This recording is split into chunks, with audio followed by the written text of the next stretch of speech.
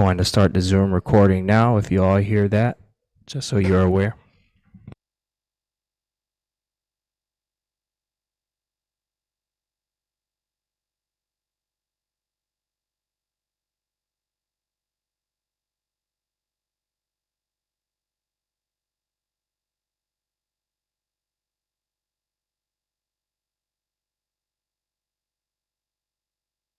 Adrian, we ready to go?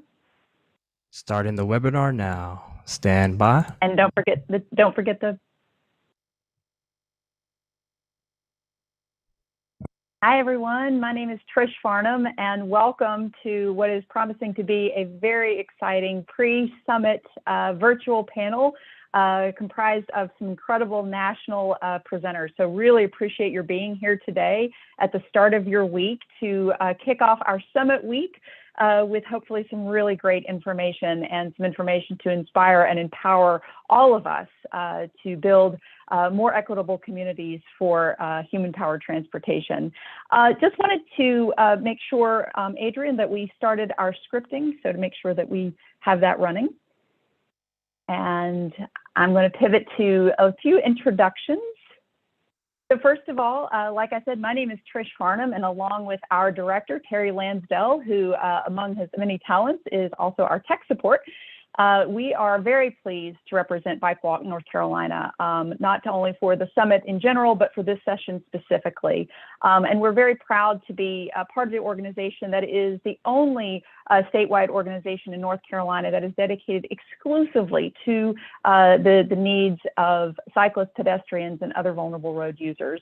So if you haven't heard of Bike Walk NC before today, we really encourage you to check us out and really invite you to consider becoming a member. Just as a reminder, if you are registered for the summit, all summit registrations do come with one complimentary membership. So if you register for the summit, you're also a member. Like I said, we have a really great national panel lined up for you all today. And again, to hopefully kick off our summit week in a way that, like I said, inspires and empowers all of us to build stronger communities. I'm going to briefly highlight who we have on the panel, and then we'll do more complete introductions before each of their sessions. So these are our wonderful panelists in order of presentation. So in a few minutes, Bill Nesper is going to kick us off. Bill is the Executive Director of the League of American Bicyclists. He will be followed by Rebecca Delphia, who is a Livable Communities Advisor with the National AARP. She will be followed, by Mike McGinn, who is the Executive Director of America Walks, and then Peter Johnke from the National Council on Independent Living will be rounding out this incredible group of presenters. So just to kind of lay some context and some groundwork for what we are hoping to communicate today and what we're hoping this incredible panel will help communicate today. We wanted to really kind of, again, shape the landscape and set the context for the rest of this summit by giving us an opportunity to share insights on what's happening on the national scale.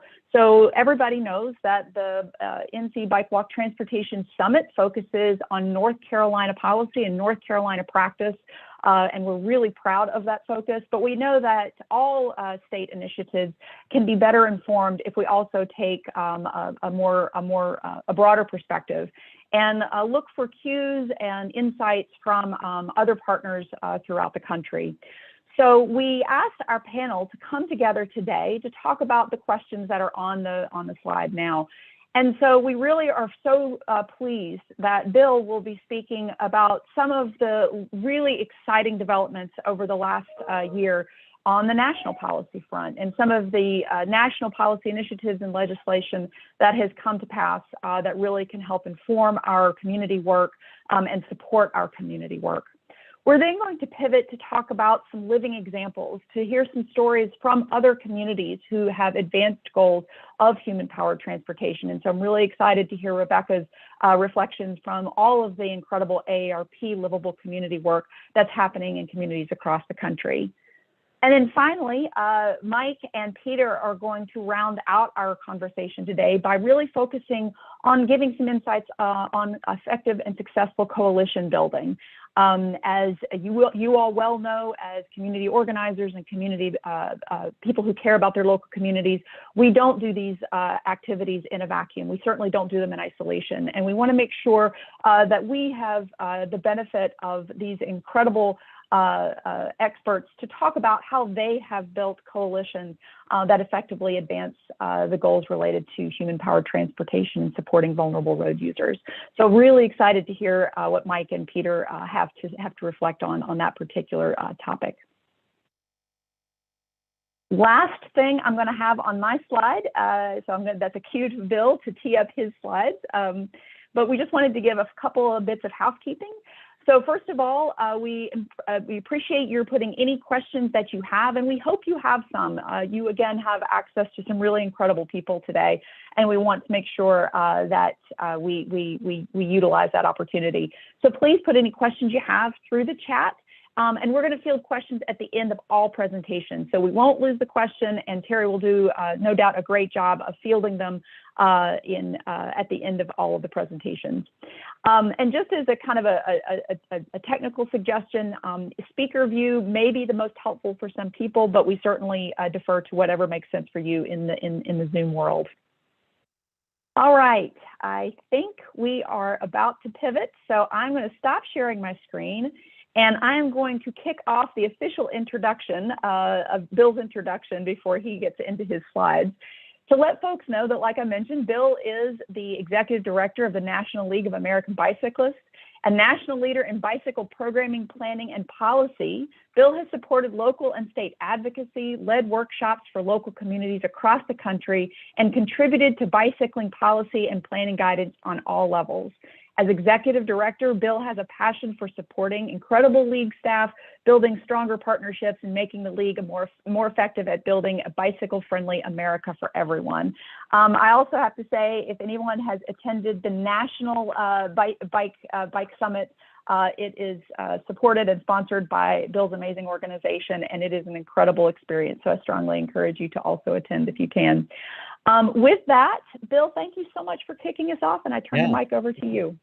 Thanks so much, Trish, and a big thanks to everybody for being here today. I want to thank BWNC again for having me. I think this is the third year in a row, and I aim to not disappoint in packing as much information in the shortest period of time as possible, without taking any of my awesome fellow panelists time at all. So get right into it. For those of you who don't know, the League has been the national organization representing bicyclists here in Washington, D.C. since 1880 and nationwide.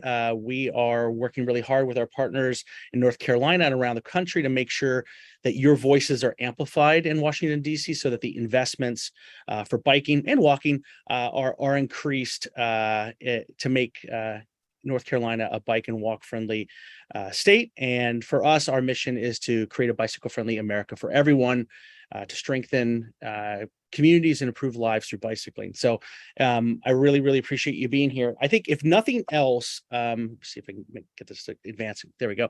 If nothing else that I want you to walk away from with this in my presentation is that there's a real need to hear your voices as part of the new and improved resources and policies that are available from the federal government. And supporting your statewide organization is huge. Of course, as Trish said, we'd love to have you at the National Bike Summit next March. It's the 26th through 29th here in Washington, D.C. We'll keep doing that work, and hopefully you can join us. But today I want to talk to you a little bit about the main resources that are out there for improving your communities, and then also a little bit about some technical assistance that is available that has just come out. So here are the things we're going to talk about: Transportation Alternatives Program, which is the biggest pot of funding for bicycle pedestrian projects. A little bit about the safety program. Touch about the bridge program, technical assistance, and the Thriving Communities program. So we'll jump right into it.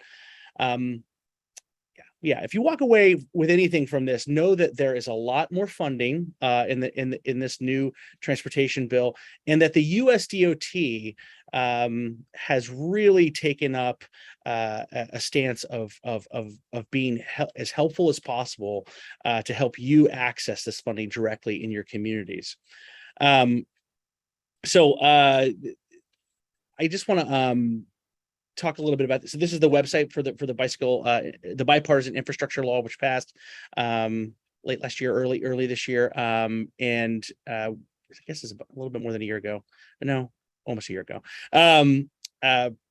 But you shouldn't be surprised. I think we all should not be surprised if state DOTs and local agencies are on autopilot. Yes, there's a lot more funding in this new bill, but you know we shouldn't be surprised if they're on autopilot and building for speed over people movement, right? We know that a lot of the ways that business is done is sort of a set thing. So it really is important. I can't overemphasize how important your voice is in making sure that that funding gets turned into projects in your communities. So new eligible entities under this new under the new bill, under the Transportation Alternatives Program, which has a 60% increase under the new bill. Small MPOs, so small metropolitan planning organizations from 50 to 200,000. That's a new thing. Also, nonprofit entities can apply for Transportation Alternatives Program funding, and also the state. This is likely the biggest change. There is funding to help the state help smaller communities who would choose or would like to apply, but don't have the resources to apply. So there are a lot of communities out there that want to access this funding and really don't know where to start and really could use the help from states. So the states, there is funding for that to the states. All the existing eligibilities are still there in the new transportation bill. There are changes to Safe Routes to School. So high school projects are now eligible. Safe Routes to School coordinators, that staffing is eligible. Active transportation related plans are eligible. Planning design components of all projects that, those were planning and design parts of things weren't often eligible previously. Bike share systems, the capital costs are eligible, but still not operations are eligible for bike share. There's also funding in here so that MPOs can do vulnerable road user safety assessments. The states are required under the Highway Safety Improvement Program, so that's one thing that has changed. We'll talk about that under the safety program here in a minute. And also under TAP, there is resiliency improvements to existing projects are eligible. Road diets. If the work benefits activities eligible under transportation alternatives, so like widening sidewalks or installing separated bike lanes. Also, maintenance of rec trails so recreational trails are in the maintenance of those trails are eligible. So transportation alternatives, as I said, has increased. It's by about 60%. About almost 60% of that funding is sub-allocated into these four categories. So some of the funding is transferable. In fact, I think North Carolina has transferred out of transportation alternatives maybe around $9 million in 2020. That's the last year we have record of. The transferability is still in there, and it only applies to the 41% that is not sub-allocated. So the state funding, does include some of the transferable part. States have to prioritize high need communities in the selection processes that they put together. So this is just a little bit of a snapshot of like how much more funding you have in your state now. So if they tell you that they don't have the money, I just want to, I'm going to put it in the chat and share it in the notes. You can access, tables upon tables of funding to show you that there is money. So if somebody tells you in your town there's no money for this, you can show them that is not in fact true. In the transportation alternative set aside in North Carolina was $24 million in 2020. The fiscal year 2022, it's $39 million. So that gives you a little bit of a picture of that increase. Some of the changes that have happened, I mean, there's always been technical assistance under the program, but there's been improved technical assistance. So administering a statewide competitive program, so staffing for that, assisting in applicants to help them apply. So I talked a little bit about that. Assisting applicants with implementation, like, oftentimes you might hear that the environmental review, NEPA reviews in the application process, that's it would be good to have some help with that. It sometimes is a barrier to applying for some communities. Also improving the public input process. As we know very well, not every voice is at the table, and so there's some technical assistance to make sure that they are. Also, I want to mention, there is a 20% match, with a locality. So if you're going to do a project, 80% of the funding is coming from the Transportation Alternatives Program, as I mentioned, for this or that project. Oftentimes the 20% local match is an impediment to communities doing these projects. Under the new bill, the Highway Safety Improvement Program funds within the bill can be used to cover that local match. So that 20% match can be covered. So that barrier is reduced. So that's great news. There's some new safety changes to the safety program, to the safety funding program under the new bill. Every state has to do a vulnerable road user assessment and document where vulnerable road user fatalities and serious injuries are occurring. They have to identify high-risk corridors and areas, and of course, list the program and project solutions for those.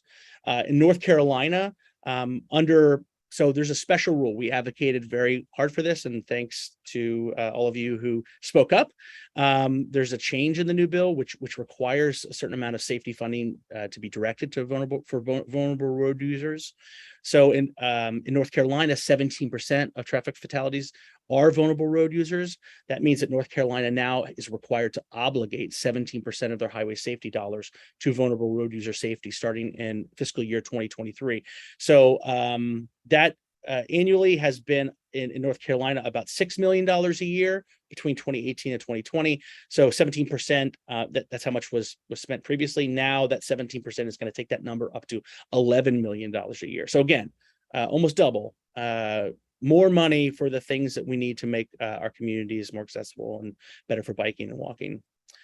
So one thing we pushed for was the Build Back Better bill that got rolled into the Inflation Reduction Act. One of the things, we didn't get everything we asked for in the Inflation Reduction Act.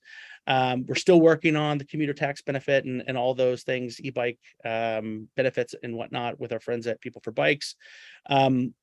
But one of the programs that did get through is this Neighborhood Access and Equity program. And this, unlike the formula funding, so the stuff that all goes through the state, like the Transportation Alternatives Program and the other programs I just mentioned, this program and a few others go directly to USDOT. So if the state is an impediment, again, that can happen.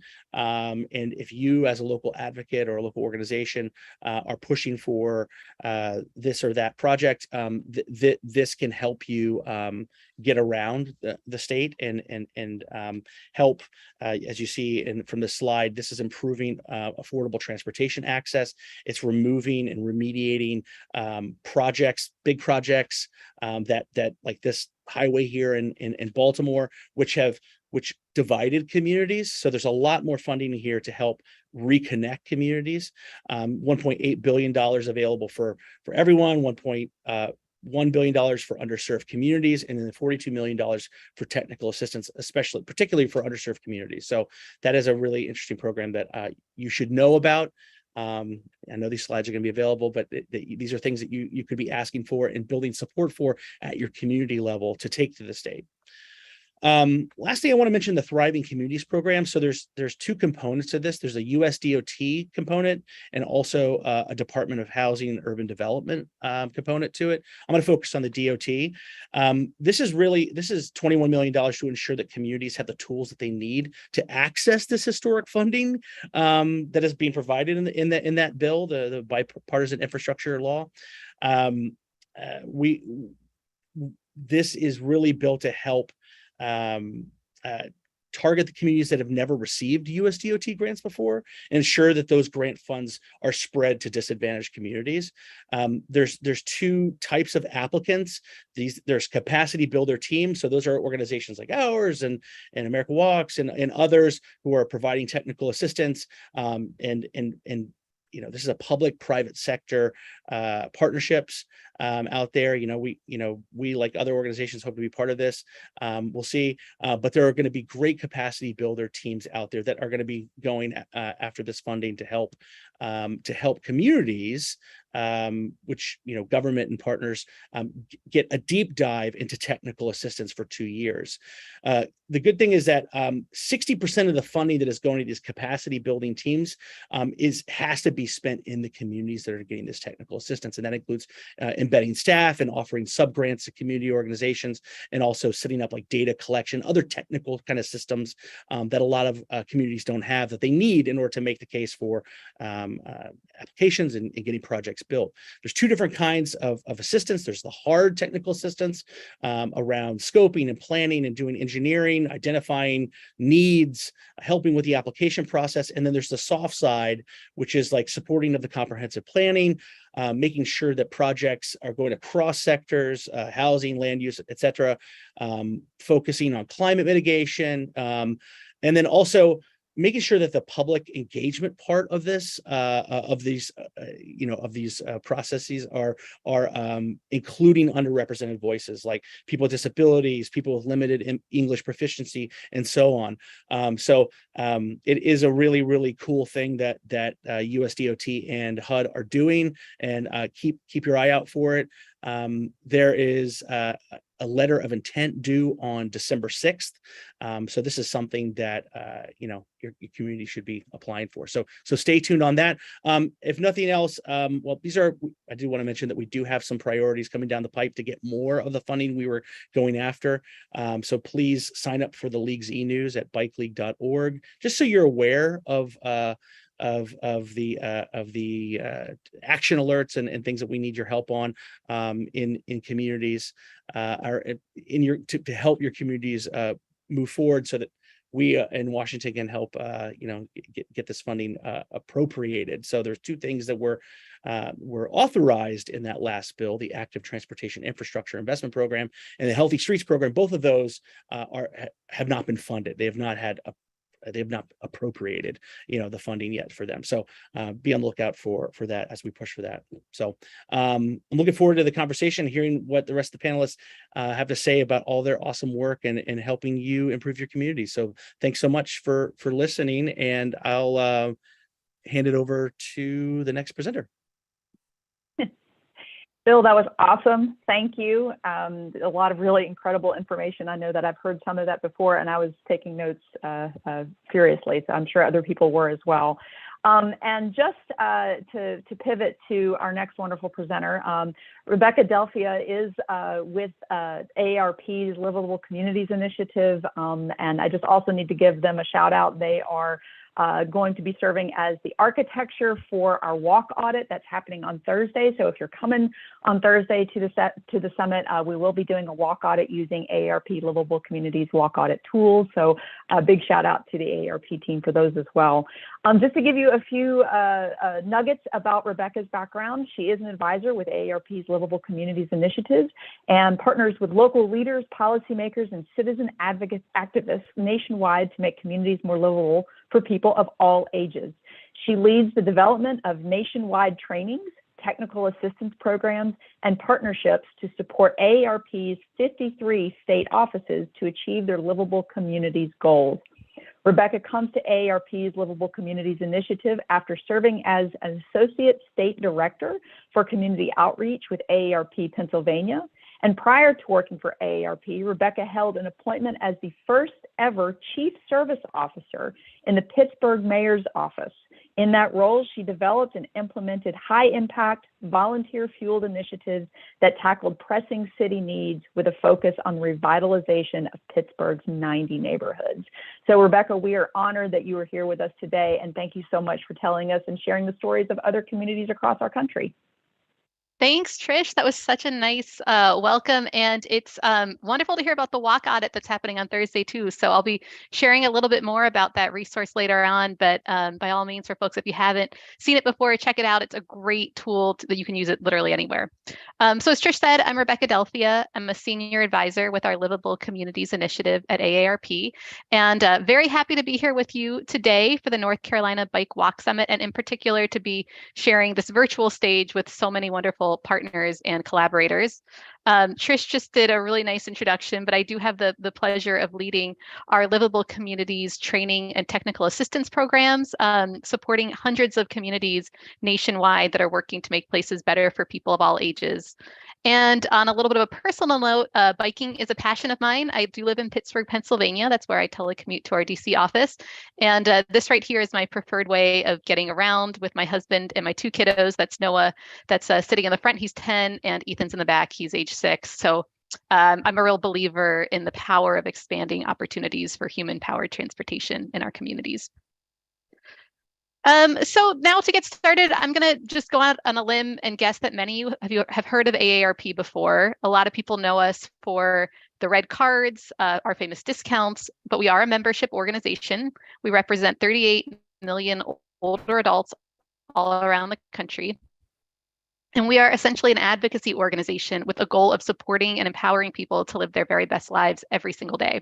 So we work on a lot of different important issues that affect older Americans, protecting Social Security, reducing prescription drug prices, supporting the hiring of older workers. But the truth is that none of these things really matter if people don't live in a community that meets their needs. So that's really why we began our Livable Communities program more than a decade ago. And that's why we continue to champion the value of this kind of work today. So changing demographics are really the impetus for our work. This is a statistic that we always start with. It drives us all the time. And it's that reality that American communities are on the precipice of an enormous change, but this isn't a change that really should be catching anyone by surprise because we are all, of course, aging. By 2034, the United States will, for the very first time, be a country comprised more of older adults than of children.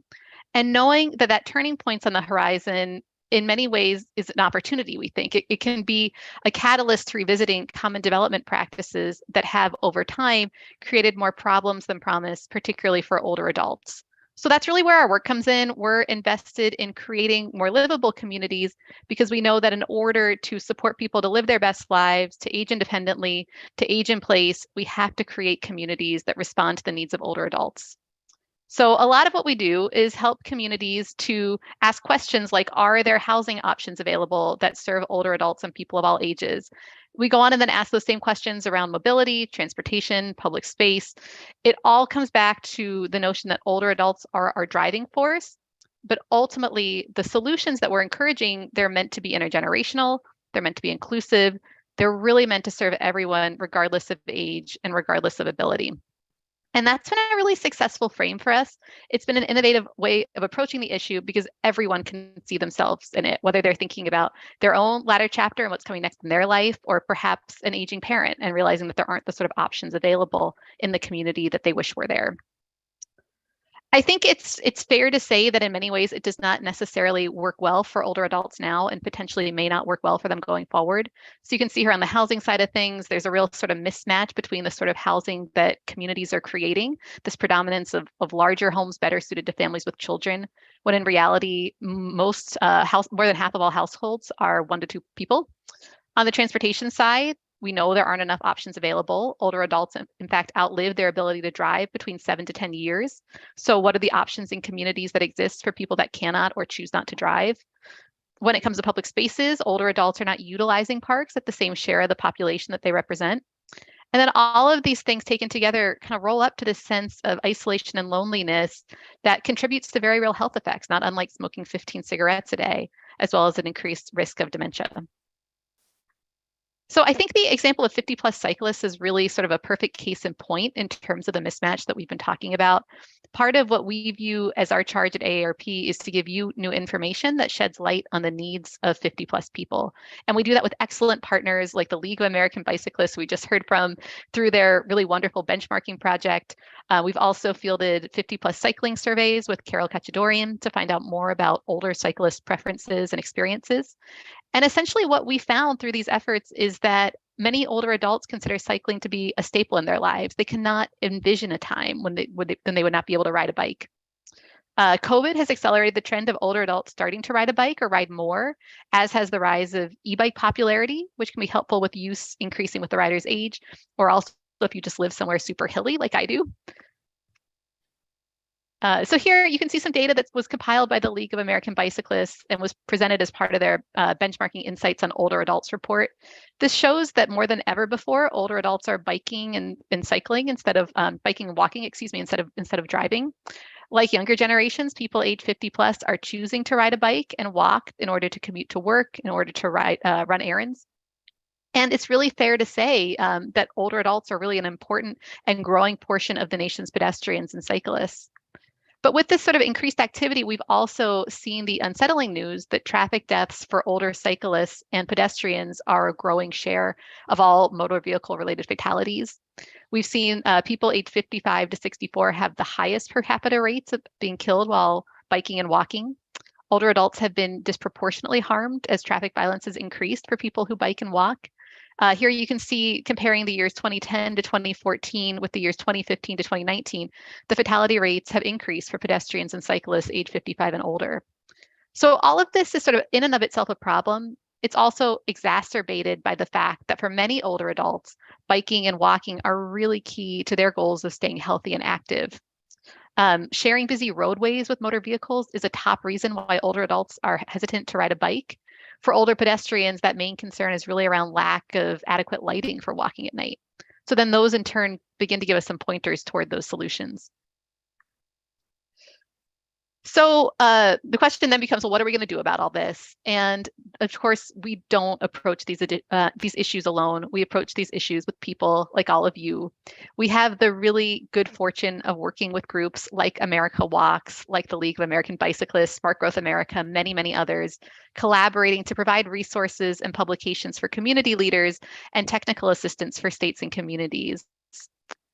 Our approach is really to support communities and local leaders to think differently about their housing, their transportation, their public spaces, and then ultimately to create places that are great for people of all ages.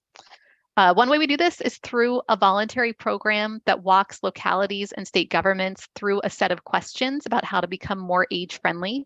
We call that the AARP network of age-friendly states and communities. We've more than 700 communities, 9 states, and 1 territory that have signed on and are working now to improve the built and the social environment for the 100 million Americans that live in those communities, all through a structured 5-year process.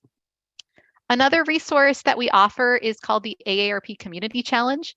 We're now in the 6th year of this quick action grant program that helps communities demonstrate real, tangible change in their public spaces, in their transportation, in their housing landscape.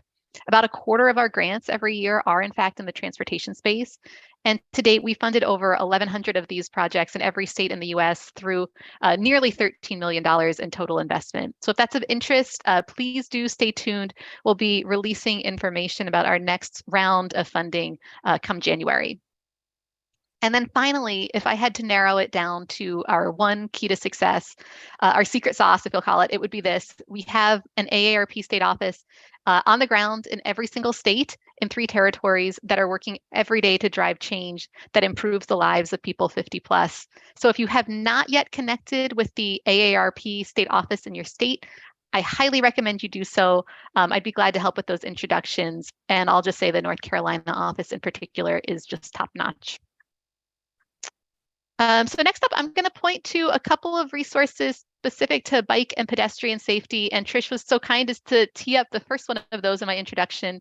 We do have a wonderful library of publications we make available for free in print and download. I'm not going to go into all of them here, but one of my absolute favorite of these resources is called our Walk Audit Toolkit. For anyone who may not be familiar, a walk audit is basically a simple activity. Anyone can do it as an individual, as a team, in which you're going out and you're observing the walkability of a location to document how and if pedestrians can safely travel along a street if they can get from point A to point B. So this toolkit really provides step-by-step instructions and checklists for examining intersections, sidewalks, driver behavior, and public safety. It's user directed. It can take really as much time as you want, anything from 15 minutes where you're standing at one busy corner to really several hours where you're documenting several different neighborhood roadways. And then you can use those results that you're documenting to share with elected officials. You can share them with local leaders and use them to advocate for safe streets features, be it sidewalks or crosswalks or properly timed traffic lights. And then to highlight something that's a little bit more of a programmatic approach, we have a partnership, a wonderful partnership with America Walks. I know we'll be hearing from Mike McGinn very shortly, to host State Walking College, where we're working to build capacity to create more walkable and equitable communities. Through these state walking college programs, we bring together in a given state 15 fellows for an 18-week educational program that's led by America Walks. It covers the basics of walkable design, how to navigate the public policy process, how to foster a local advocacy movement. So by the end of this year, we will have trained up about 100 of these fellows in 10 states, all of whom are now pursuing action, are now creating impact and doing things. Just to name a few, we have fellows that are launching senior walk sort of programs. They're designing communications campaigns that are meant to promote walking to Latino families.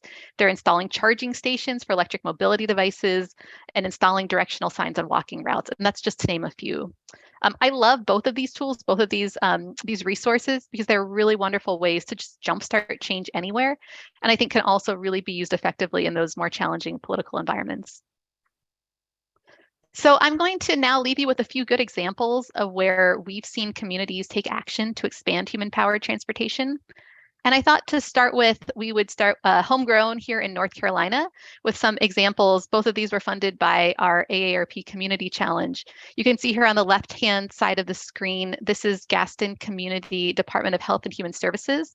They received a grant in 2020 that added some playful and educational sidewalk graphics, new flower beds, benches that really help to activate an existing public space.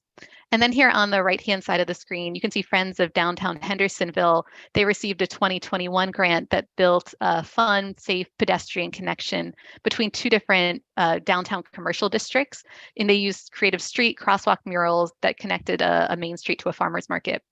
Just again to say all of these and more are really those things that we try to fund directly in communities, with the notion that sometimes you just need that little infusion of cash in order to demonstrate a concept that a community can really run with. For our next story, we're going to head over to Austin, Texas. Here, the AARP state office started an Austin neighborhood summer walking series where they explored different Austin neighborhoods as pedestrians. You can see on the screen a picture of one of their walks from the Bolden Creek neighborhood, where they encountered the fruits of their advocacy labors by walking down a designated healthy street. For anyone who may be unfamiliar with that term, healthy streets are achieved by creating soft closures on select local streets to through traffic so people can use them for other sorts of activities, walking, wheelchair rolling, running, biking. So now residents are saying things like we heard from one person, Marcus, who says this Healthy Street initiative is one of the best things to happen to this neighborhood. In the 32 years I've lived here, it feels so much safer having barriers to slow down vehicular traffic. We also heard from someone named Frank who says, I live near the Como Healthy Street. I use it almost every day. I never imagined that life could be like this. For our next story, we're going to go to Hartford, Connecticut. Here, the city, with support from AARP Connecticut, pursued an initiative called Domingo Hartford. It's modeled after the Open Streets project that's been adopted by cities all around the world. They've hosted 3 of these events so far, in which the city's closed down 4 to 6 miles of streets to cars, and they've encouraged people to take on healthy modes of transportation like walking and biking, while linking disconnected neighborhoods and helping people experience the city and one another in a different kind of way. And then lastly, we're going to go over to Atlanta, Georgia, where AARP Georgia has been working on issues related to pedestrian safety for many years. They helped to advocate for the 2020 passage of the city's Vision Zero ordinance, which authorized a 25-mile-per-hour default speed limit on many of the city's streets. And then they've also seen, as you can see in the picture here, they've worked with a coalition with Propel Atlanta and others to address the high injury network of Atlanta streets, where the majority of severe injury and fatal crashes occur. We know that in Atlanta, less than 8% of their streets account for 88% of the fatalities and 52% of severe injuries. So with that, we've covered a lot of ground today. I'm going to leave you now with just a couple things that you and me and we all can do to create great places for people of all ages. And the first thing we can do is very simple. We can engage older adults. It's good for the community. I think all of us know that the public dialogue can very easily focus on the needs of older adults. We at AARP believe that we don't give nearly enough attention to everything older adults contribute to communities, and there's just a whole lot of opportunity there that's waiting to be tapped. The second thing we can do is spark momentum for long-term change. Just to say it bluntly, the greatest risk is just to do nothing. And quick action projects give communities a real sense of accomplishment. They put people at the forefront of creating change in the community, and they can really help to propel positive community change. Next up, and Bill just spoke to this so well, we can seize the moment and the opportunities at hand. Again, as Bill said, there's just been historic federal investments, the American Rescue Plan Act, the Bipartisan Infrastructure Law, the Inflation Reduction Act. All of these really do create these once in a lifetime chances to make transformative changes to the livable communities landscape. So, again, states and cities have tools, there's billions of dollars at their disposal, and there's an opportunity to take action. And then finally, there's really a role for all of us. We all have a part to play. We need everyone on deck. The challenges that communities are facing are daunting, but there are solutions, and policymakers, organizations, developers, citizen advocates, we all have a part to play in meeting the demands of an aging nation. Every sector has a role to play in this movement. Because by 2034, the US will, for the very first time ever, be a country comprised more of older adults than children. We'll have 3 generations, baby boomers, Gen X, millennials, that will all be 50 and older. I'll be about ready to sign up for my AARP card then.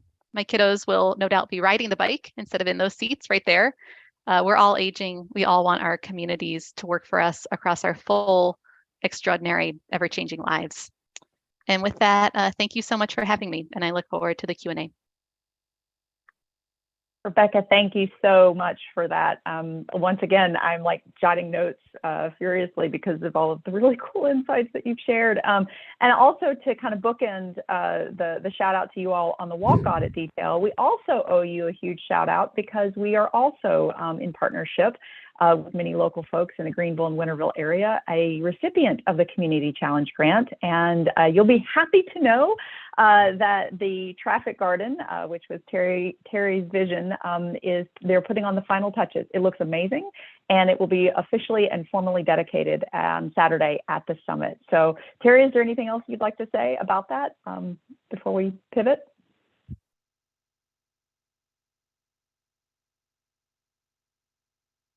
All right, we'll keep going. So again, thank you, Rebecca. So I'm now going to transition to the wonderful Mike McGinn, who is the Executive Director of America Walks. And I just need to acknowledge that long ago, America Walks gave me personally, I was not a planner by training. I came to this work from a different path, and America Walks gave me the language and the framework that I now rely on to advocate for the things that matter to me most in the human-powered transportation context, which are safe access for pedestrians and safe connectivity for walking. So I just wanted to thank America Walks for being, probably without Mike's knowledge, a tutor to me in my learning. So thank you. And as we pivot to Mike, and as Mike tees up his slides, I will do a more formal introduction. As I've noted a couple of times, he is the Executive Director of America Walks, a leading national nonprofit that advances safe, equitable, accessible, and enjoyable places to walk and move by giving people and communities the resources to effectively advocate for change. Mike got his start in local politics as a neighborhood activist pushing for walkability. From there, he founded a nonprofit focused on sustainable and equitable growth, and then became the mayor of Seattle. He has always worked to add new voices to city decision-making and has gained deep insights into how influence is gained and wielded to make change. Just before joining America Walks, Mike worked to help Feet First, Washington State's advocacy organization, expand their sphere of influence across Washington State. He has worked in numerous public education, legislative, and ballot measures and election campaigns, which has given him an abiding faith in the power of organizing and volunteers to create change. So we are so pleased that Mike has also joined us on this incredible panel. And Mike, with that, I am handing the mic over to you. Thank you, Trish. And organizing is an oral tradition, I've concluded. I mean, you can read about it, but I think most people learn about organizing and advocacy from, somebody else, brings them along on the journey. And I just want to say, I'm really glad I'm not talking about the things that Rebecca and Bill spoke about, because those were just awesome presentations from both of you. And at America Walks, we're really proud to partner with both of them in different aspects of our work. So let's get the slideshow going. Let's see if I've got it right. Here we go. You did it. Yeah. So America Walks, we support local advocacy, as was already discussed, and we are also a voice for walkability at the national level. So we try to speak up when it's appropriate. And I've been in this gig about 2 years. So this is me. At this time, I was a lawyer in private practice, and I was volunteering in the Sierra Club, and really motivated by climate. And I had these 3 little cuties here, and we'd moved to a neighborhood that had no sidewalks. You can even see that car there is like sliding into the drainage ditch, not very well parked. And I was just like, this just really, like, how could we have a place in a city where you couldn't even walk, to the neighborhood stores? And I grew up, playing games in the street, like stickball and kickball and touch football. And so I started working on trying to get sidewalks in my own neighborhood. We ultimately got 8 block faces. It took a hell of a long time. This is a cheap inexpensive asphalt sidewalk with a lower cost curb. We had to deal with drainage issues. We had to deal with multiple agencies. The very first thing I had to do was organize my neighbors to go down to the local community council to try to get some money released for traffic calming. It turned out some other neighbors had complained that it would be too hard to drive through these streets if we did traffic calming. That led me into, I ended up becoming president of the local community council at that time. And I'm sharing this slide because we then started working on land use issues as well. And this is the old McDonald's that was in the middle of our neighborhood business district. That's it from the other side. And we ended up in the stakeholder group with city representatives, property owners, local business owners, residents, and they put in a new street with buildings built to the street front, and this is a private lane, but with sidewalks. And if you went all the way to the back, you'd end up at a Fred Meyer with a huge parking lot. So it was a small portion of our neighborhood was converted from a suburban auto-centric design back to the kind of neighborhood business district that was on the main street. Both of these things took years, and I think if you're thinking about how can you make a big impact, like I go past both of these things now with pride. Like, people don't know what we did, but they all get to enjoy this, and we got to make our place better. And for me, it was also this extraordinary experience in just learning how to be an advocate myself. So, which all led me to start a nonprofit, as was mentioned earlier. And I was really deeply motivated by climate and the hardest issues around climate in Seattle were transportation. We had energy from hydroelectric dams. So our single largest source of emissions was from transportation. That's becoming true now of the nation as a whole as we convert our electrical grid. So how do you change that? And land use, walking, biking are part of it, but I wanted to try to create an organization that people could enter, whether they wanted to enter for whether it was climate or equity or walkability and active transportation or housing affordability or just community vitality and engagement. And that was my goal at the time. We ended up getting a parks levy on the ballot and passed, and that was something. And we also fought a roads and transit ballot measure that was putting way too much money into roads and not enough into transit. And I really am only telling this story because I like to show this picture. That's me and my daughter. Bill Clinton was coming to town to speak at the U.S. Conference of Mayors. We knew all the cameras would be there, so we got the kids in polar bear outfits. We made the front page of the papers, and we defeated that ballot measure. The highways were temporarily stopped, and light rail came back alone the next year.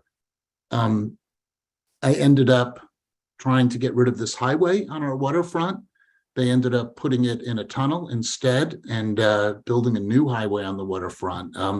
But in the midst of all of that fight, I ended up running for and winning the mayor's office in Seattle. Held it for 4 years, lost a close re-election. It turned out getting in between about $4 billion and the recipients of those dollars to build a highway made me a lot of enemies.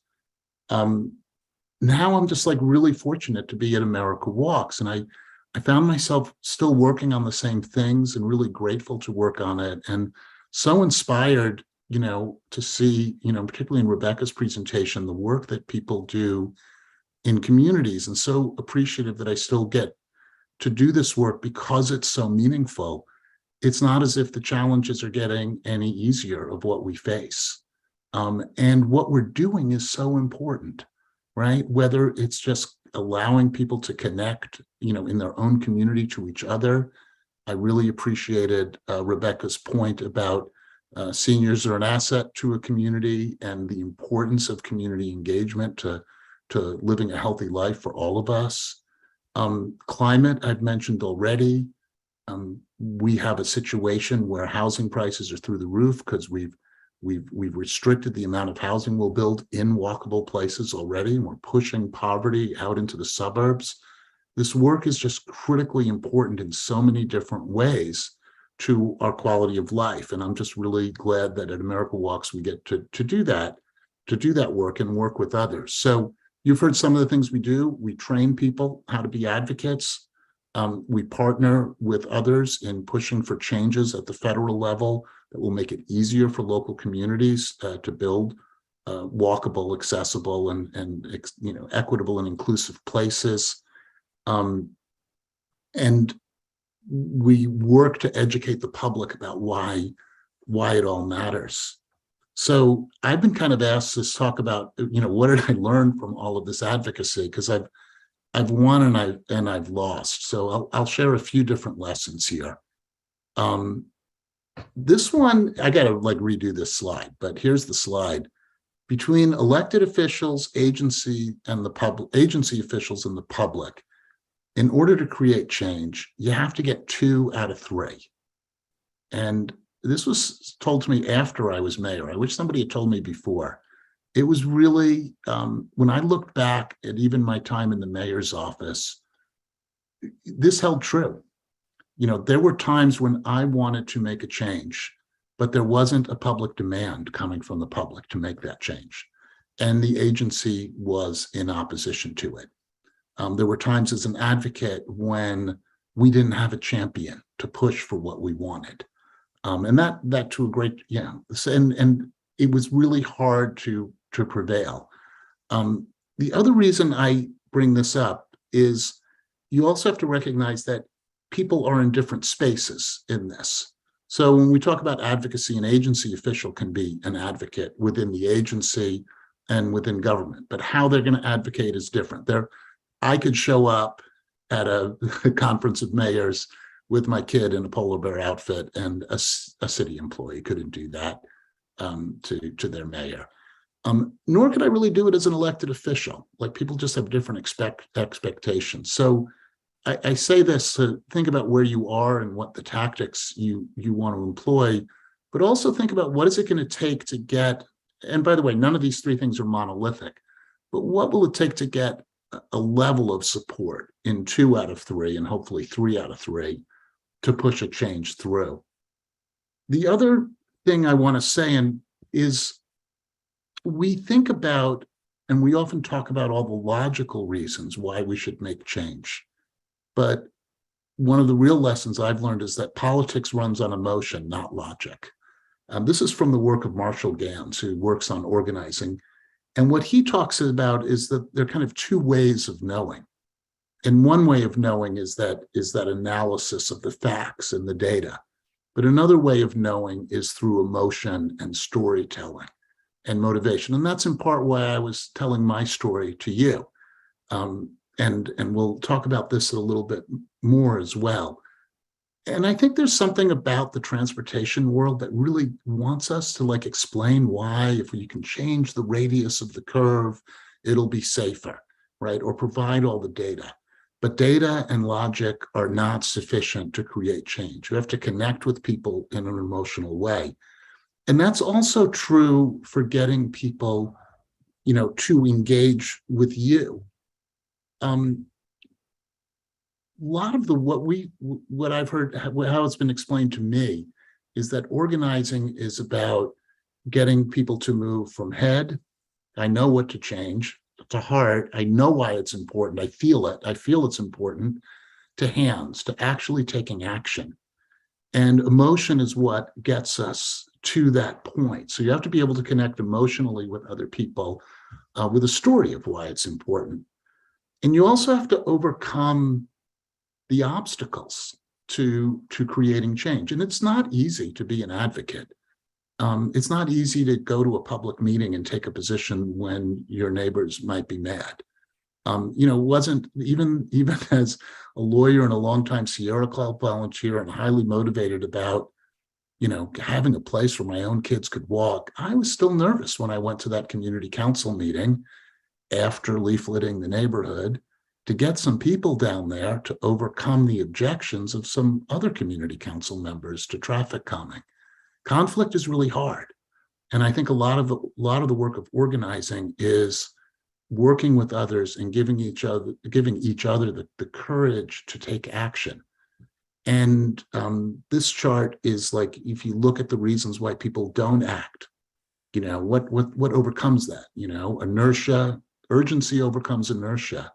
You need to maybe a little bit of righteous anger to overcome apathy, hope to conquer fear, solidarity. Others are with me to beat isolation. And you can make a difference, right? Being able to tell a story about you can make a difference to overcome self-doubt. And this is all something that's called public narrative. It's, again, I mentioned Marshall Gans before. I highly recommend reading more about his work and how it was employed and how it has been employed in organizing. It's also known as the story of self, us, and now. And the story of self is about explaining who you are as a leader, why you're involved, what motivates you, because people aren't going to join you unless they feel good about who you are and what you're doing. The story of us is that story of shared values and experiences that we have faced challenges as a community before, and we can conquer them together, to kind of give that sense of solidarity, and you can make a difference. And then the story of now, why it matters right now. I don't know if I did the best self us now in that introduction, but that's what I was doing. And I really encourage all of you to think about the role that emotion and message and public narrative plays. I noticed in the Sierra Club, whenever we started an issue committee, we oftentimes put the most knowledgeable person about the issue, the technical expert in charge of the committee. And over time, I came to learn that that's not who you want. You want that person on the committee, but you want the person who's the best at relating to and dealing and working with and organizing other people. And I would say to you, if you're asking yourself if you're an organizer, if you've ever gotten a group of people to agree to go to a restaurant, the same restaurant, you're an organizer. If you've ever gotten the kids out to school roughly on time with everything roughly that they need for the day, you're an organizer. We all have organizing in us. It's really just about tapping into those things. Go with one more thing. I've always loved this chart, the spectrum of allies chart, in terms of thinking about organizing. Recognizing that when you start, we often think that we have to come up with the arguments to persuade our opponents to change their minds. And really, so much of organizing is actually first, you'll notice on the far left is what they call the leading protagonists. So much of organizing and work is actually developing more active allies. And this is, again, where that story of self, us, now comes in, of being able to say who you are, what you care about, why you're engaged, and as important, going to other people in the community, particularly outside of your own social or demographic bubble, and asking them what matters to them and their community. And in that, experience, you will become a better advocate. You'll learn more about the community. You will incorporate more objectives and goals. You'll start working to that story of us and story of now together. And the goal here is, I always think in organizing, is start by developing your own coalition and learning more about who else is out there and what they care about, and modifying your message and modifying your campaign to incorporate other people's goals as well. And your objective is not to, your objective is just to move everybody a column to the left, you know, turn your passive allies into active allies, turn some neutral people into passive allies, and so on, until finally even your active opposition realizes that there's a, you know, that the public wants a different approach. Now, I'm going to go back to this chart, because what I like about this version is it has this little narrow slice of leading protagonists and leading opponents here.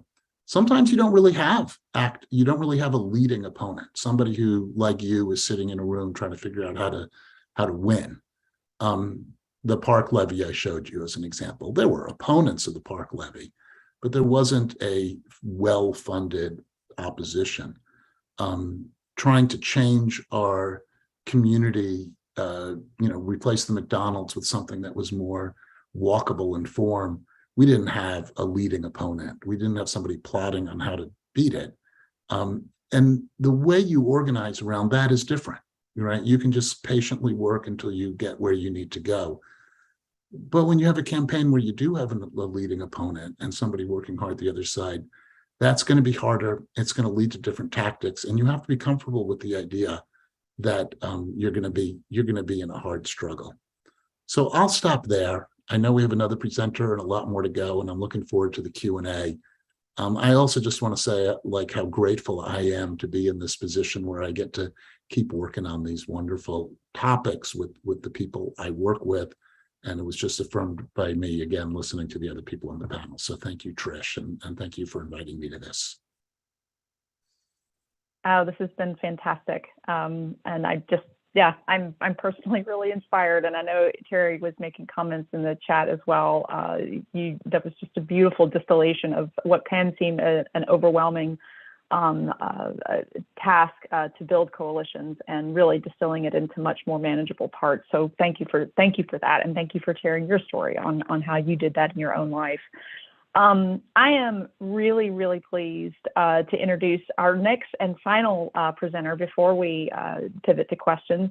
And I also feel like it's important for us to acknowledge that we have actually been furiously working behind the scenes to get our transcription service up and running. I don't believe it was able to be up and running, but that certainly had been our intent. And we've been working behind the scenes to see if that is possible to correct it. Certainly will be corrected by the summit on Thursday. So just wanted to acknowledge that for anybody who had noticed that it was not working.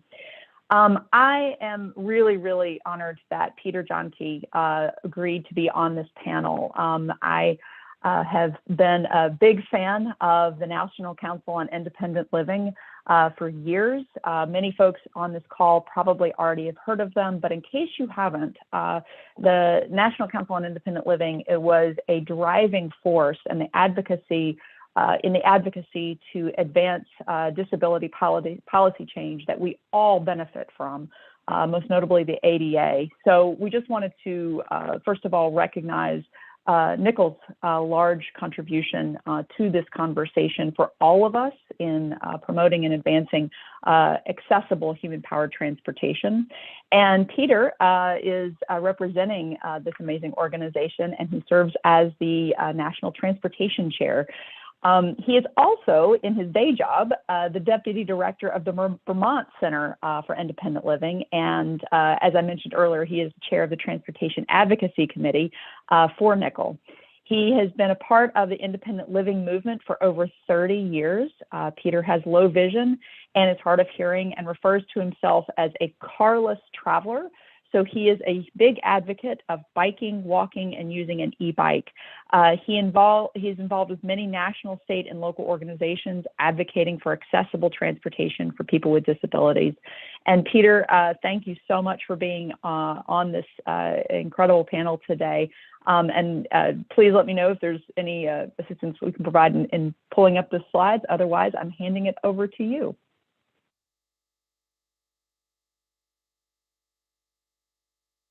And Peter, we are seeing your quick access file list.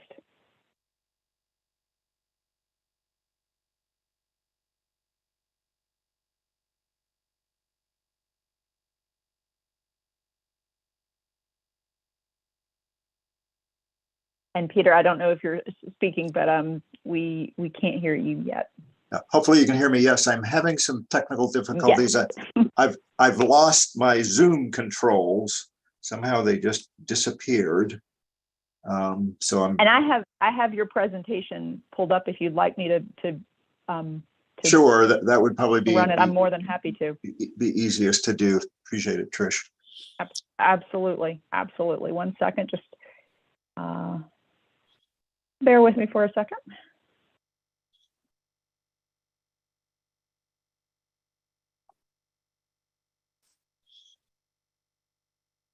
Thank you all for the patience. 1 second. We'll get there.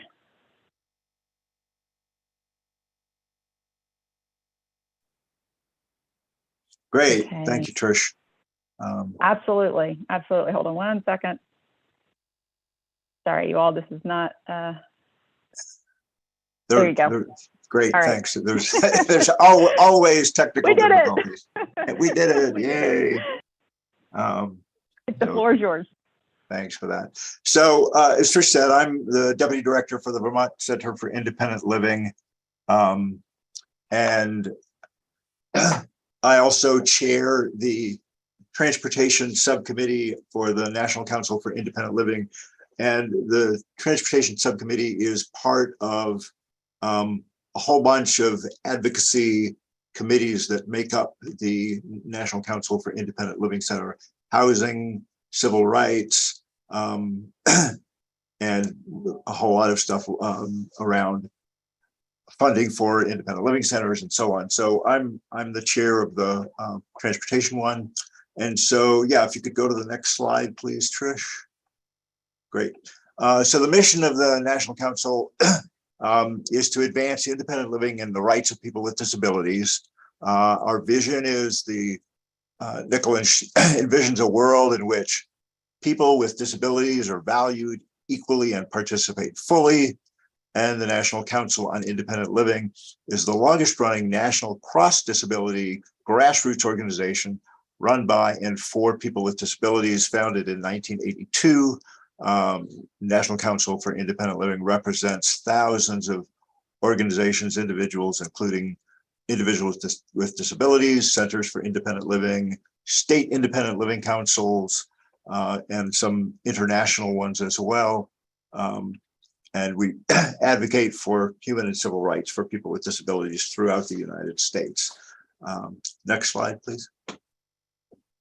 And the Transportation Subcommittee, of which I chair, we're really there to promote and advocate for safe, affordable, accessible transportation for people with disabilities of all ages in rural, urban, suburban areas, in public and private sector. We support all modes of transportation so that they are inclusive of the disability community. And just a side note, on the Vermont Center for Independent Living was started in 1979. And there were people in the Northeast who, and some individuals from our center that also helped found Nickel, the national organization, which started in 1982. So I think the Vermont Center was the 11th independent living center in the country. Next slide, please. So we're talking about coalition building, and this is in Vermont, and it's a really, really good example of how to build coalitions. This is called Transportation for Vermonters. And as you can see from the list here, it includes a huge number of different organizations. I was really pleased to be on this with other partners. like AARP, which Vermont AARP is on this coalition. The American Lung Association of Vermont is part of the coalition. Car Share Vermont, car sharing program. Our most congested metropolitan area in Vermont, which is typically a very rural state, is in the Northwest, and it's the Chittenden Area Transportation Management Association. Green Mountain Transit is one of the larger public transit providers. Local Motion is our bike and advocacy program here. They have done some really unique things in the state. We have toward the northern part of the state, actually in the Northwest, far Northwest, we have some islands around Lake Champlain, and the Local Motion during the summer runs a bike ferry, only for bikes, no cars, and it's very, very popular, and it's really been a big boost to get people out in nature, out in places where you won't see a lot of traffic, but bikers can really enjoy being out there. Then we have this coalition was developed, and I have up at the top the Vermont Natural Resources Council. They really were the impetus for starting this. They are an environmental policy group in Vermont, and they recognize that transportation plays such a vital role in not only getting people from point A to point B, but also in the whole climate crisis that's going on in the country right now. And so they wanted to bring all these different aspects of this sort of under one umbrella. And so this is how we've built this coalition. It includes ourselves, as I've noted, the Sierra Club, as mentioned that before, Vermont Clean Cities Coalition, Vermont Energy Education Program, which does some elementary school education programs, the Vermont Energy Investment Program, and the Vermont Public Interest Research Group. Some of you may be familiar with the public interest research groups in your state as well. So it's been really interesting. We had a sort of retreat this past summer, and as a coalition, we do put forth specific legislation. We advocate for different things that we're trying to move in the legislature in Vermont. And not everybody is always in complete agreement. And those are things you work through as a coalition. I mean, in the one sense, the National Council could be considered a coalition, but we have a narrower sort of perspective in that it's all independent living centers. We're all advocating around individuals with disabilities. But when you get into this coalition, it's much broader. So there's a lot different perspectives. And an example of that, and I think Mike sort of alluded to this, sometimes these things can be a long haul, and you have to sort of take the long view and work through different disagreements, even internally. And a good example of this is one right now. There have been, as is typical in most legislatures, if their legislators aren't real sure about something, they'll have it studied. And then they're still not sure about it, so they have it studied some more. And so you get tired of things being studied and no action happening to them. So we're finally hoping that we'll get some action on something that's been studied numerous times, and it's how to fund the public transportation system in Vermont specifically. It's made up of about 7 public transit providers, some in very rural areas, some in very metropolitan areas. It doesn't meet the current demand. And so there's been some research, there's been some studies done, and there've been about 6 different proposals that were put forth about how to fund this. Everything from doing a property tax by county, and they put it in a grid for what was, more easily doable because the technical infrastructure was in place, or because it was politically a little easier to do. It was more easily understandable, but there were these different criteria. So the one that's come up kind of to the top is to put a surcharge on everybody's electric bill. It would be about something like $5 a month for residents, and $13 a month, I think, for businesses was projected to raise the $21 million that we need to fully fund our public transit system. And not everybody's in agreement that that's the best way to go. Some people are very concerned that, people with low income, people on fixed income, like seniors, that even $5 a month could be a significant problem for them. And this is just a broad look at it. We recognize when we go into actual advocacy work, there may be lots of more details in terms of what we put forth to the legislature. People under a certain income may be excluded, and maybe we'll charge more to businesses or more to bigger businesses that are actually helped by having a fully funded transportation program. So there's a lot of different aspects to that kind of thing. So that's part of the aspects of coalition building. You can build them, sort of narrow and focused and have everybody on a narrow, or you can build them really broadly. And there's some real advantages of having really broad coalition like this. So I hope that's really helpful in getting people to think a little bit differently in terms of what you might want to try to bring to bear. And sometimes the more people you have in the coalition, you have a lot of different ideas, and that can be a benefit, most definitely. Next slide, please, Tish.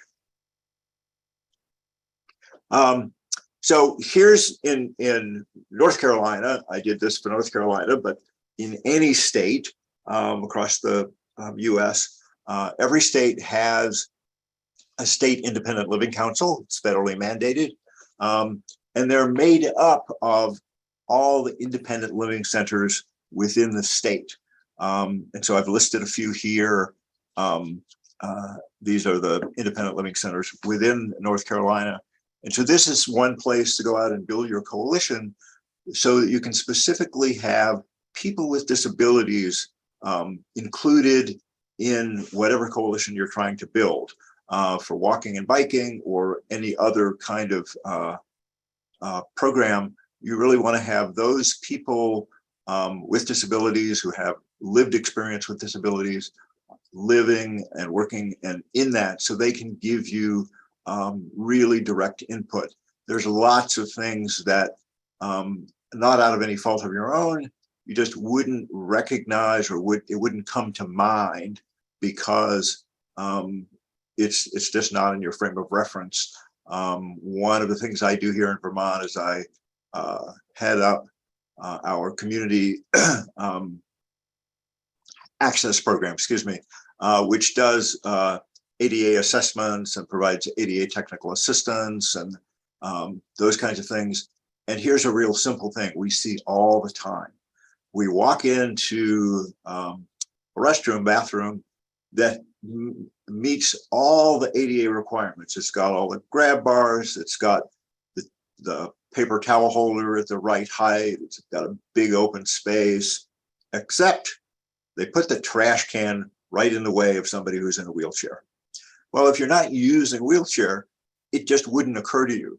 So no fault of their own, but that's why we always make sure that if we're doing these assessments, if we're going after people, we have people who have that lived experience. If I have somebody who uses a mobility device, I always try to take them with me because it's much more powerful to get the people we're trying to get to make a change. Oh, wow, I would have never thought of that.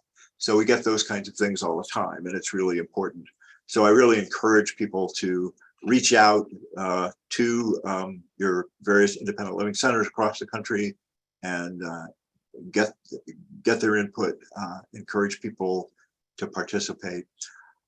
Next slide, please, Trish. So accessible biking, there's lots of kinds of accessible biking, and many people may be really familiar with, you know, a three-wheel bike or a hand cycle. There's a little bit of both in this one combination. But I wanted to just do a few of these slides just to give people sort of a breadth of, you know, what's out there. And one of the things that we're really working on the national level, and I'm working on it here in Vermont, is if you have a bike rental program in your state, if you're promoting one, make sure you have accessible bikes in that fleet. Not only because it's the right thing to do, but if you don't, somebody's going to complain, and you certainly don't want that. So next slide. Here's just another slide of some other people biking, some tandem bikes, which people have probably seen before. Another slide, please. And so here's one, you don't see this too often, but there are accessible bicycles for people of all ages. And so this is obviously for a young child. And I love this last slide that I showed here. Next slide. There's accessible biking for seniors as well. So there's all kinds, and it's important to recognize that and make sure you're including people with all kinds of disabilities, whether you know, they're blind, whether they're deaf, mobility issues. There are accessible ways. There are, if you're unfamiliar, one place to look for in your state, you may have an adaptive sports organization, and they would probably have some accessible bikes and other kinds of things. So that's another resource that people can have. I think I have one more slide, Trish. Yes. So there's my contact information. I really want to thank Trish for inviting me. This is my first year at this summit, and I'm really happy to be here with all the other presenters. Some really great information. I've been taking notes as well, and I hope everybody's learning a lot. I've learned some stuff myself. So with that, I'll turn it back over to Trish. Peter, again, thank you so much for the reflections, and again, bringing the national and your statewide experience in building fully accessible and inclusive coalitions. I think that's a really powerful insight for all of us to appreciate and to hear. So we are going to pivot to our questions, and then just a few bits of housekeeping for the summit later this week. So Terry, my understanding is that there are a number of questions in the chat, so I'm going to hand it over to you to facilitate this part.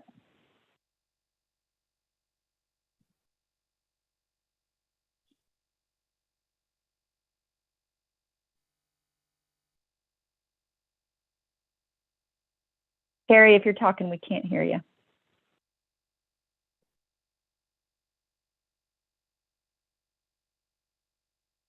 Great, thanks, Trish. I apologize for that. Really appreciate everybody being here and providing such great information. So we do have questions for everybody that have come in, but I'm going to take liberty as director to begin the first one. Mike, you really hit the nail on the head about your tactics for approaching advocacy. So I'm going to challenge you in short order to see if you can give us the key there about what is the tactic for your 4% leading opponent opposition, because you've just described North Carolina. So I'll put you first. Well, you know, you gotta, I mean, in this world, oftentimes there's well, in this world, what we find is that huge amounts of dollars go into building highways. And by the way, this is something I should have mentioned. America Walks. We are co-hosts of the Freeway Fighters Network. We believe that we should be stopping highway expansion in places where they've, devastated communities and divided communities. We should be removing them. Having said that, there's a lot of this infrastructure money, and Bill kind of referred to that with inertia. It's like, oh, great, we've got more money from the feds. Now we can fund this highway that we wanted, that we put in our plans 20 or 30 years ago that we've never had the money for to complete. So this is a huge issue because you've got, in my personal experience, you've got a portion of the business community that wants that. You may have parts of labor, construction trades that want the union jobs. And that's pretty powerful coalition. So the only way you're going to beat that is with people power. You've got to try to figure out how to build a strong enough coalition and win enough people. So again, you're not going to move your organized opposition to come to you, right? They believe something different. So and you may not even be able to start moving your active opponents. I mean, you've really just got to start. I like to say collect the yeses first. You got to find the people that agree with you and get them into the same room with you to talk about what you're going to do next. And that's where having your own personal story of why you're trying to create change and having the openness to listen to other people's stories and understand where they're coming from. So that, one of the works of coalition building is not how do I get you to join my cause? It's how to have a shared causes together and really understand that.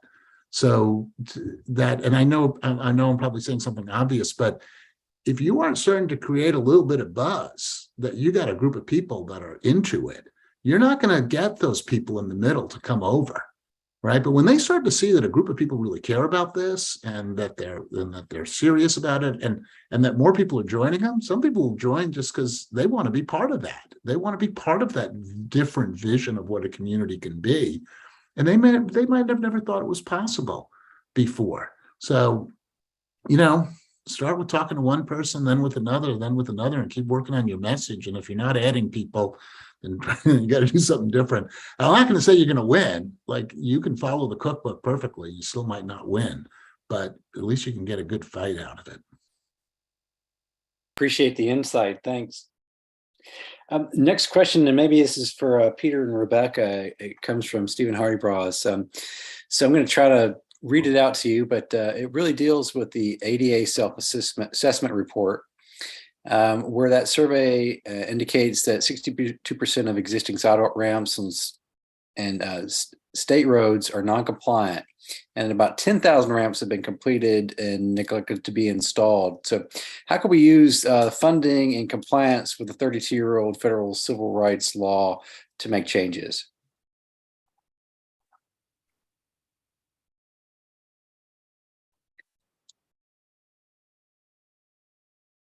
There we Peter, go. This is, yeah, I just got myself unmuted. Thank you. So I'll take a stab at that, and others can chime in. The easy answer, but it may not be easy to do, is to understand that there are no ADA police running around. The ADA police are you and me and the people who want those curb cuts that aren't there, all the things that are out of compliance.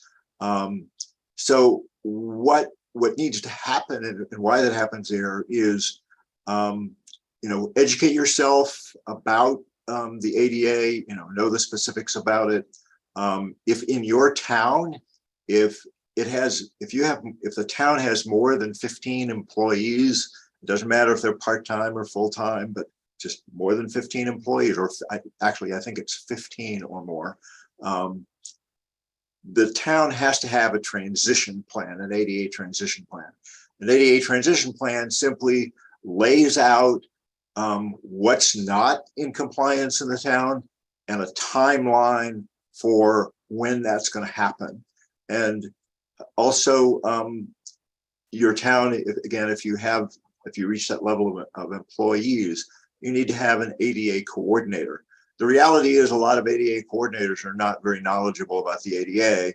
They were probably the person who wasn't present at, a council meeting and said, oh, we'll appoint so-and-so to be the ADA coordinator. And so they got kind of stuck with it, but they're not really sure what they're doing, what to do.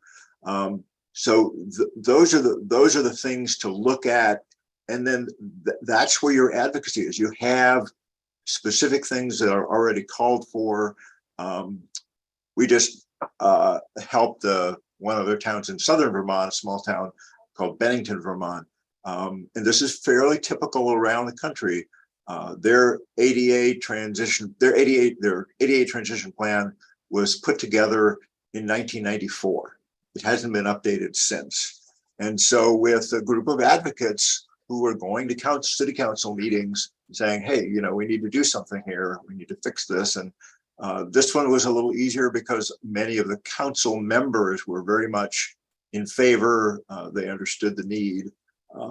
So they reached out to us and asked us to help them update that, which we did.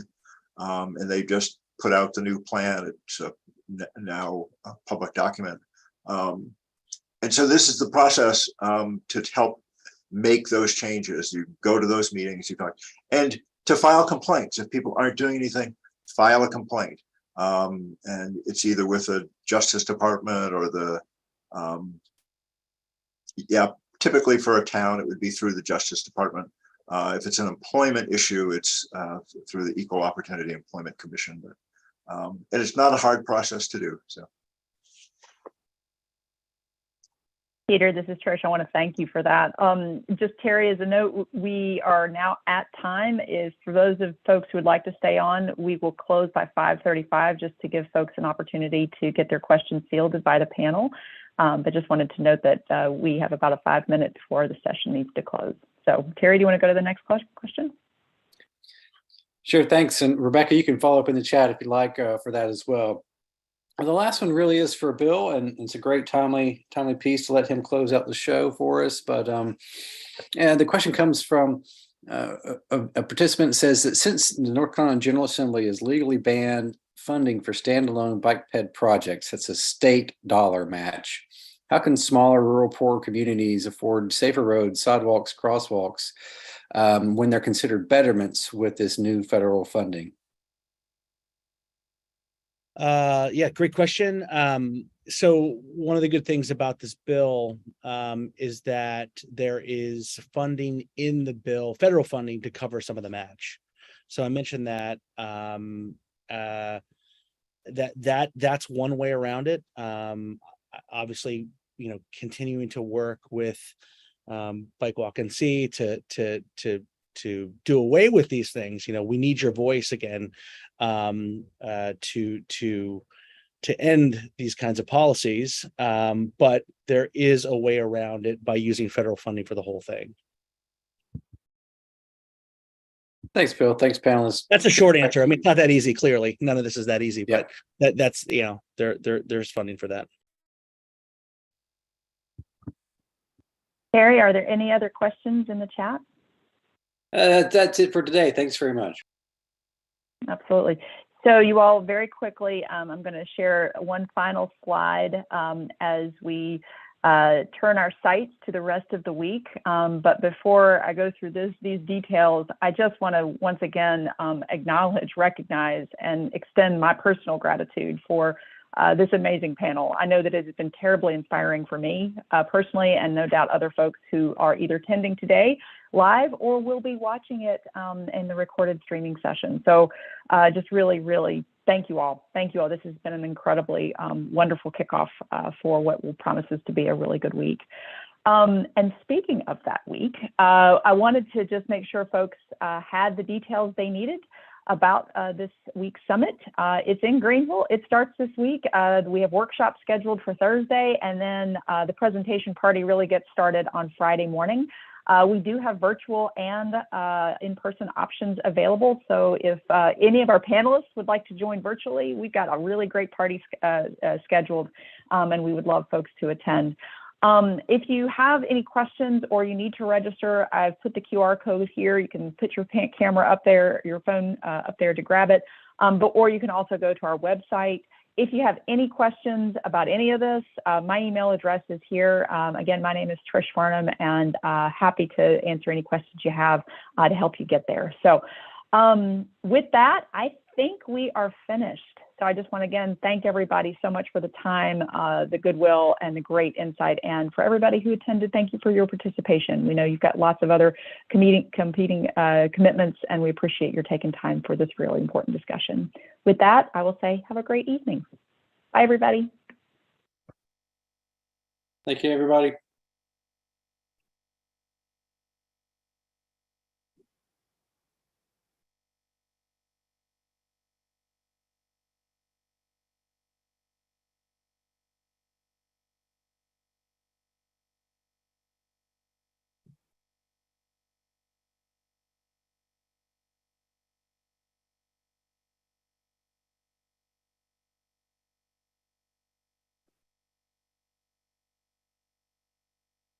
And Adrian, can you help us close, make sure we're off live?